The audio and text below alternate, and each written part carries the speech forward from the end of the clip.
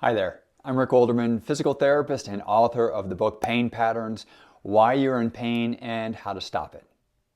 If you ever wondered why pain keeps coming back even after you've tried treatments like physical therapy, injections, or surgery, this pain pattern video series is for you.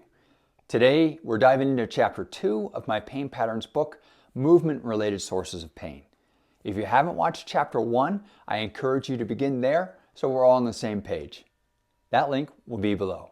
In this chapter, I explore why understanding movement patterns is key to solving chronic pain and how our everyday habits can either help us or hurt us. Stick around because by the end of this video, you'll see pain through a whole new lens, and better yet, you'll learn how to take control of it. I mentioned in the Chapter 1 video that our bodies are amazing at healing themselves. Most injuries like sprains, or fractures, or soft tissue damage heal naturally with time, especially when we use tools like casts, bandages, or stitches to support the process. After that initial phase, which lasts about 3 months, physical therapy often helps restore strength, flexibility, and function. But what about pain that lingers for months or even years? If pain persists beyond the typical 3-month healing window, something is likely interfering with the body's natural recovery process.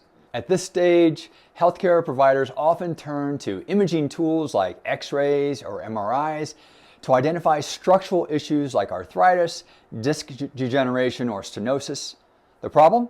These findings don't always explain chronic pain. Here's the kicker.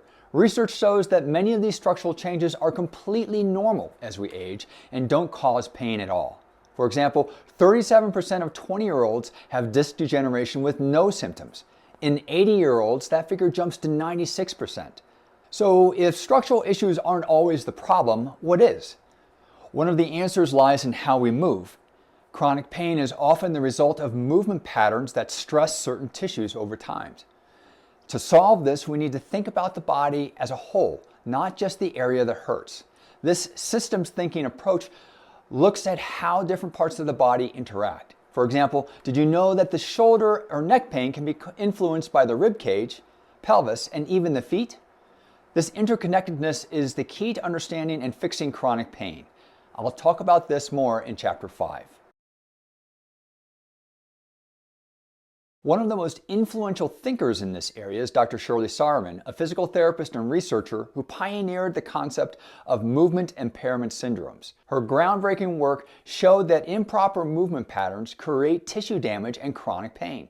She identified 3 primary movement-related patterns that contribute to spinal pain: extension problems, flexion problems, and rotation problems. Let's break these down. Extension problems occur when the lower back is overly arched or when excessive forces pull the spine into an arched position.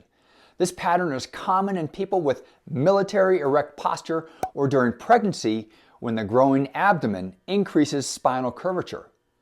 It can also happen when people overuse their back muscles during movements like bending forward and standing back up, for instance, locking it in an arched position during these activities. Clinically, people with extension problems often feel more pain when returning to an upright position after bending forward. People with this pattern of pain typically feel more pain when standing and relief when sitting, at least for a short period of time. Why? Because when standing, the back is more arched, and when sitting, the low back is simply flatter and less arched.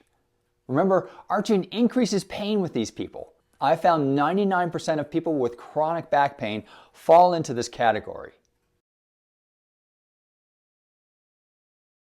Flexion problems are the opposite. They occur when the lower back is too flat or overly flexed. This pattern often increases disc pressure and can lead to acute disc issues, though these problems often resolve on their own. People with flexion problems might have a slouched posture, where the pelvis tilts backward, flattening the spine. So these people feel more relief standing versus sitting. Why?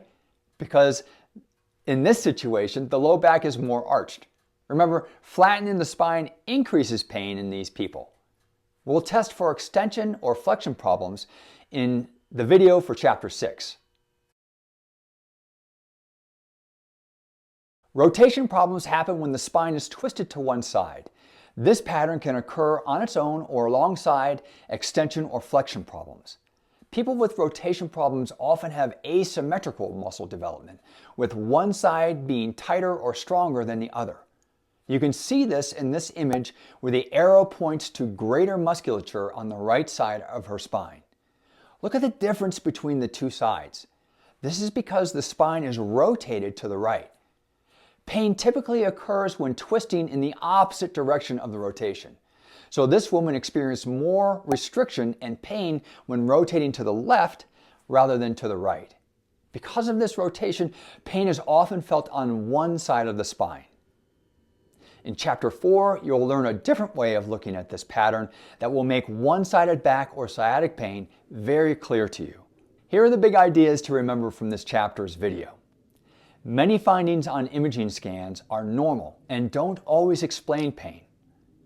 Chronic pain often stems from dysfunctional movement patterns, not isolated structural issues. There are three main movement-related pain patterns: extension, flexion, and rotation problems.